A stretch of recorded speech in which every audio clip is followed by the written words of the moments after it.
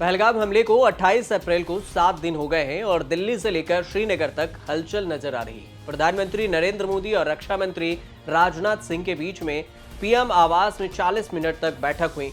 उधर रक्षा मामलों की संसदीय स्थायी समिति की पार्लियामेंट्री एनेक्सी बिल्डिंग में बैठक हुई और ये करीब 1 घंटे तक ये बैठक चली। इधर राहुल गांधी भी इस बैठक में शामिल हुए और इस बीच में जम्मू कश्मीर विधानसभा में विशेष सत्र बुलाया गया। इसमें पहलगाम में मारे गए टूरिस्टों को श्रद्धांजलि दी गई।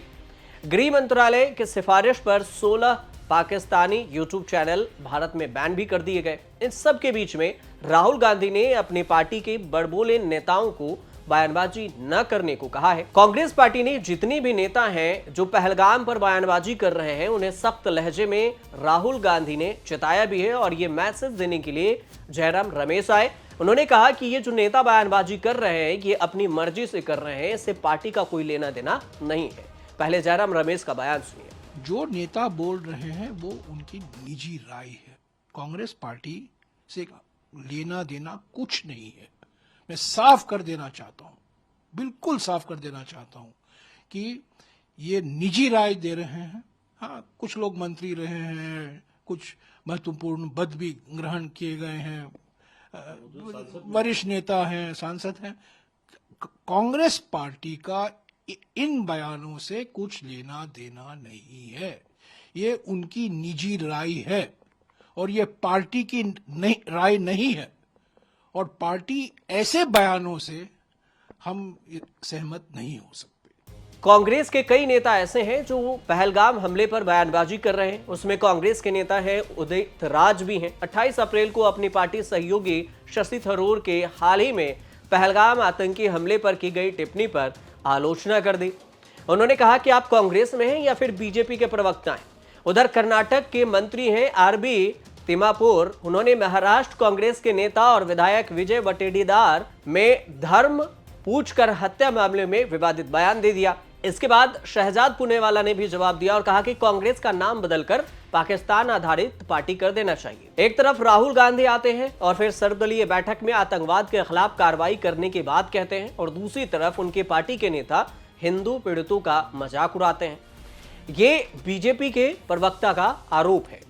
अब ऐसे कई नेता हैं जो बयानबाजी कर रहे हैं। कांग्रेस ने इस पर कहा है कि पार्टी नेता पहलगाम हमले पर न बोले न बयानबाजी करें, ये बड़बोलेपन बर्दाश्त नहीं करेंगे। उधर सुरक्षा मामलों की संसदीय समिति की बैठक में कई मामलों पर रणनीति भी बनाई गई।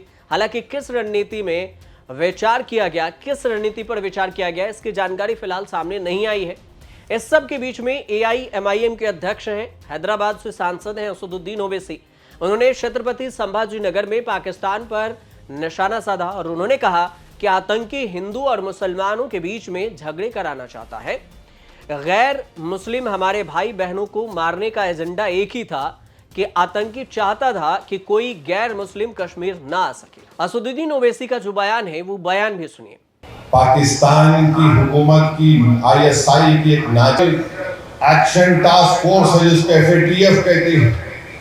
हुकूमत की जिम्मेदारी है कि पाकिस्तान को ग्रे लिस्ट में डाले FATF की और इसी तरीके से उनको माशी तौर पर पाकिस्तान को हम कमजोर करना बहुत जरूरी है। इसके बाद आपको ये भी बता रहे हैं कि जम्मू कश्मीर के पूर्व मुख्यमंत्री हैं फारूक अब्दुल्ला। फारूक अब्दुल्ला ने कहा कि मैं हमेशा से पाकिस्तान से बातचीत के पक्ष में रहा, लेकिन उन लोगों को क्या जवाब देंगे जिन्होंने अपने प्रियजनों को खो दिया।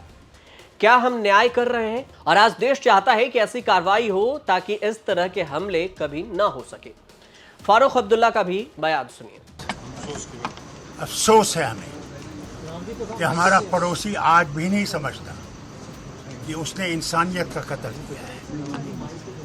अगर वो ये समझता है इससे हम लोग पाकिस्तान में चले जाएंगे, उनकी इस गलतफहमी को दूर करना चाहिए। हम जब 47 में उनके साथ नहीं गए। आपको बता दें कि पहलगाम हमले में जो आतंकी हमला हुआ, इसमें 22 अप्रैल को यह हमला हुआ, इसमें 28 लोगों की मौत हो गई। इसके बाद भारत सरकार ने पहले बैठक में CCS की बैठक में 5 बड़े एक्शन लिए, जिसमें सिंधु जल संधि भी है। इसके अलावा वीजा भी बंद कर दिया गया और कई सारे एक्शन पर अभी बातचीत हो रही है। सर्वदलीय बैठक हुई, पक्ष विपक्ष सब एक होकर पाकिस्तान के खिलाफ एक्शन की तैयारी कर रहे हैं। आगे क्या कुछ रणनीति है ये आने वाले वक्त में पता चलेगा। फिलहाल कांग्रेस पार्टी ने अपने नेताओं को जो हिदायत दी है उसकी चर्चा खूब हो रही है। आप देखते रहिए न्यूज़ तक।